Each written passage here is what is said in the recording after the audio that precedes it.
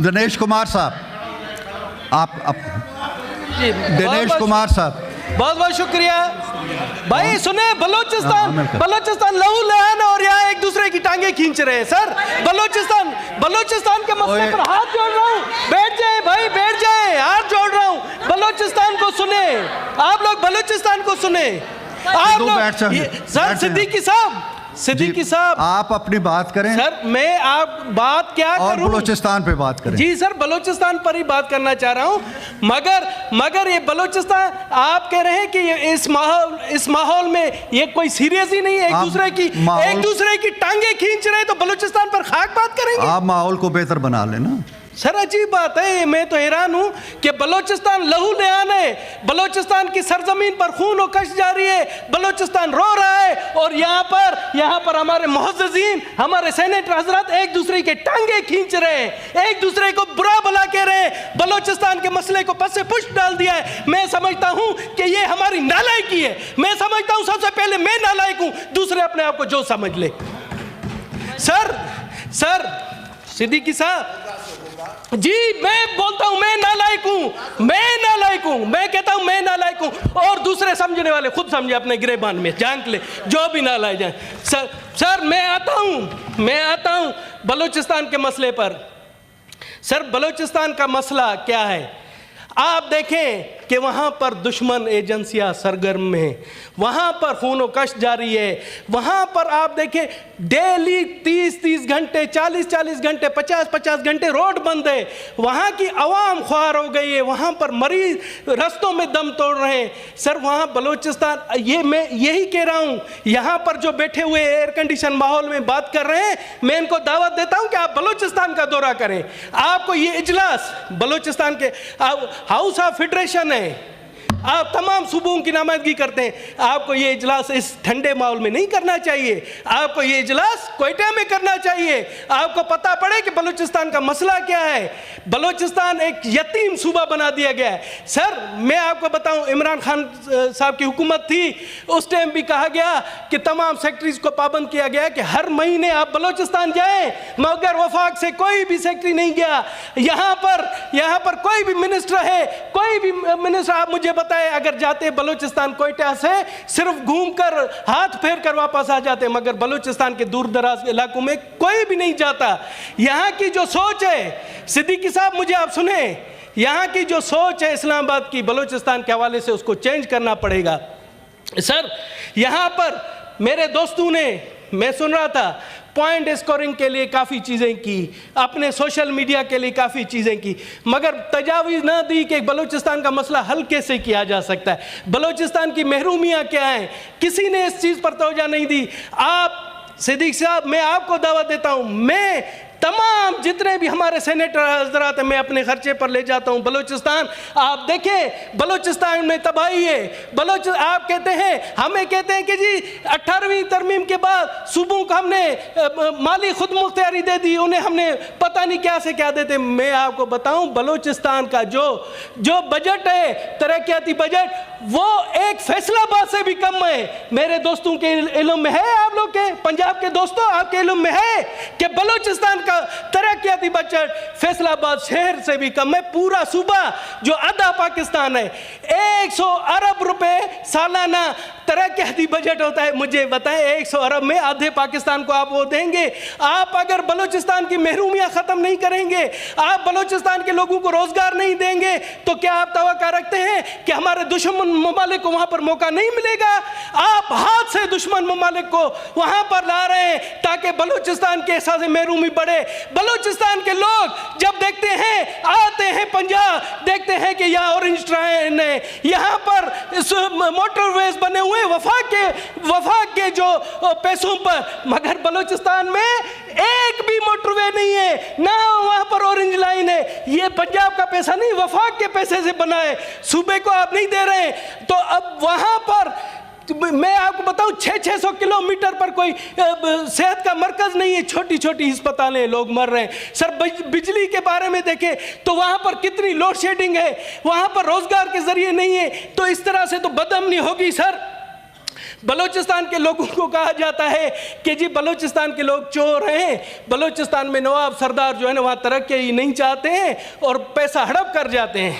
جناب اعلیٰ مجھے بتائیں, یہاں ہمیں 4 سال سے ہمیں بریفنگ دی جاتی ہے, 4 سال سے ہمیں بریفنگ دی جاتی ہے کہ وفاق کا بہت بڑا بجٹ بلوچستان کے لیے مختص ہے, اور بلوچستان میں جو ہے نیشنل ہائی وے اتھارٹی, NLC, FW, ہاؤسنگ یہ جا کر کام کر رہے ہیں. تو مجھے پتہ ہے وہ کام کہاں ہے, زمینی طور پر تو ہم نے آج تک نہیں دیکھا.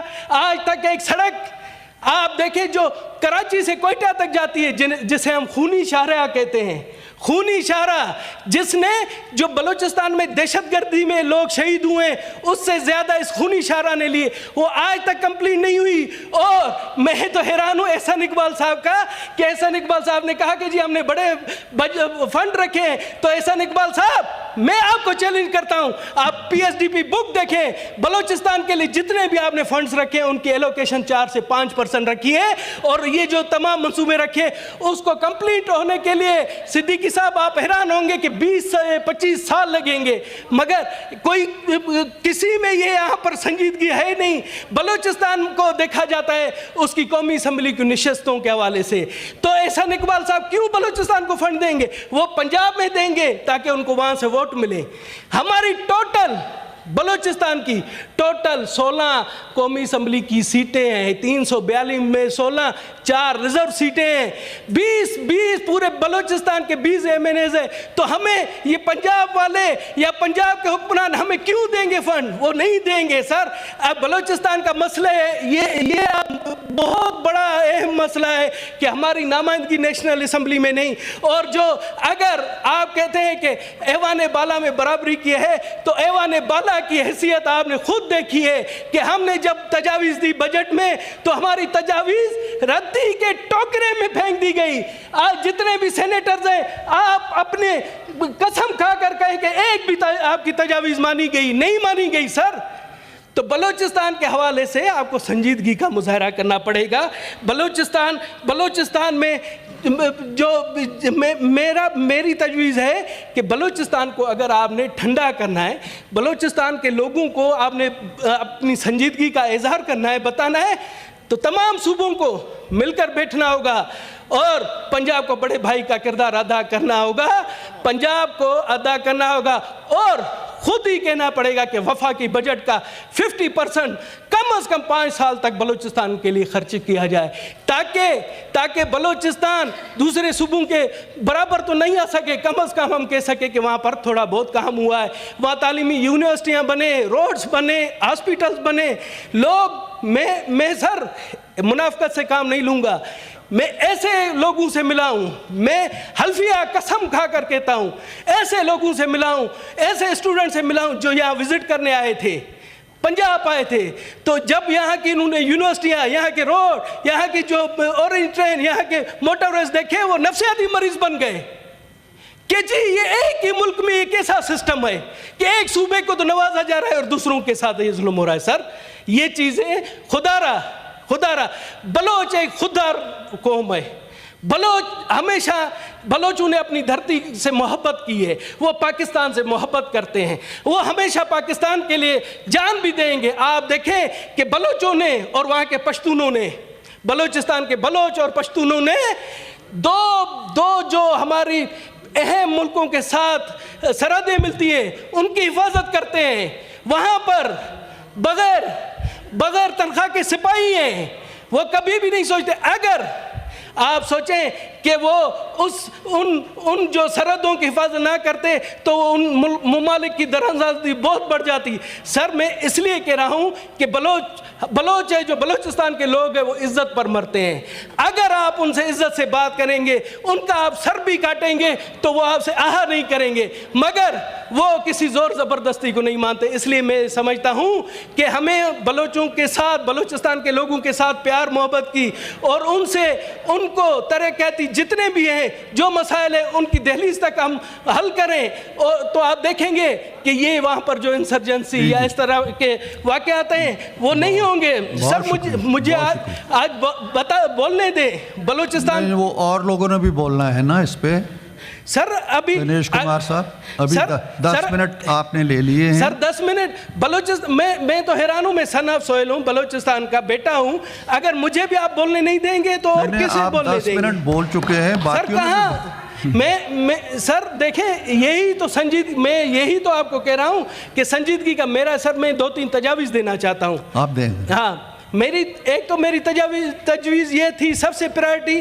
کہ بلوچستان میں پاکستان کا جو وفاق کا بجٹ آدھا بجٹ ہر سال 5 سال تک مقرر کیا یہ دے چکے ہیں آپ. ہاں کہاں دے چکے ہیں سر؟ یہ ابھی دیے آپ نے. نہیں تجویز دیے مطلب آپ کہیں نا آپ رولنگ دیں کہ ہونا چاہیے, رولنگ دیں. جی ہاں آپ رولنگ دیں کہ یہ ہونا چاہیے. میری رولنگ سے اگر دنیش کمار صاحب یہ سارے مسائل حل ہو جائیں تو میں یہ سارے آج ہی حل کر کے اٹھوں.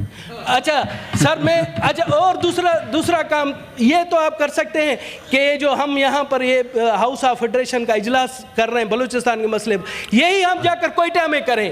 وہاں کے ہم ایم پی ایس سے ملیں, وہاں کے جو لوگ ہیں ان سے ملیں, ان سے بات چیت کریں تاکہ ہم ایک اس پر بیٹھ سکیں. اور اس میں میں کہتا ہوں تمام اسٹیک ہولڈرز ہونے چاہیے اس اجلاس میں. جس طرح سے یہاں آ کر بیٹھتے ہیں بیوروکریسی بیٹھتی ہے, اس میں بیوروکریسی بھی ہونی چاہیے, اسٹیبلشمنٹ بھی ہونی چاہیے. اچھی تجویز ہے, حکومت نے نوٹ کر لی ہے. اچھا ابھی ری ایکشن لے لیتے ہوں. اور سر میں تیسری آپ سے بات کرنا چاہتا ہوں کہ اسلام آباد کی جو بیوروکریسی ہے, اسلام آباد کی بیوروکریسی میں بلوچستان کا حصہ بڑھایا جائے. بلوچستان کے ابھی بھی آپ دیکھیں گے کہ اگر یہاں پر سیکٹری لیول کے 50-60 آفیسران ہیں تو بلوچستان کے آفیسر آپ کو دوربین سے بھی نہیں ملیں گے, دوربین سے بھی دکھائی نہیں دیں گے. سر جب یہ ظلم ہوگا, اس طرح سے ہوگا, تو کس طرح اس پر بھی آپ رولنگ دیں کہ یہ ہونا چاہیے کہ بلوچستان کو اس کے رقبے کے لحاظ سے یہاں حصہ ملنا چاہیے سر. اور اس طرح سے کہ جب ہم کہتے ہیں کہ جی بلوچستان کی قومی اسمبلی کی سیٹیں بڑھائی جائیں تاکہ کم از کم یہ کیا جائے کہ ایک ضلع میں ایک تو سیٹ ہو. مگر آپ کو پتہ ہے ایک ایسا حلقہ بھی ہے بلوچستان کا جہاں کی قومی اسمبلی کی سیٹ پورے خیبر پختونخوا صوبے کے برابر ہے. تو وہاں پر کس طرح کی بالکل وہاں پر کس طرح سے کام ہوگا؟ جب ہم یہ سیٹوں کا اگر لے آتے ہیں تو بھی اس پر اعتراض ہوتا ہے کہ جی دوسرے صوبوں کی بڑھائی جائے. سر بلوچستان کے مسئلے کو پرائرٹی. اور سر میں بات بتاؤں آپ کو کہ بلوچستان میں اس ٹائم بھی بہت سے علاقوں میں 18 گھنٹے بجلی کی لوڈ شیڈنگ ہوتی ہے.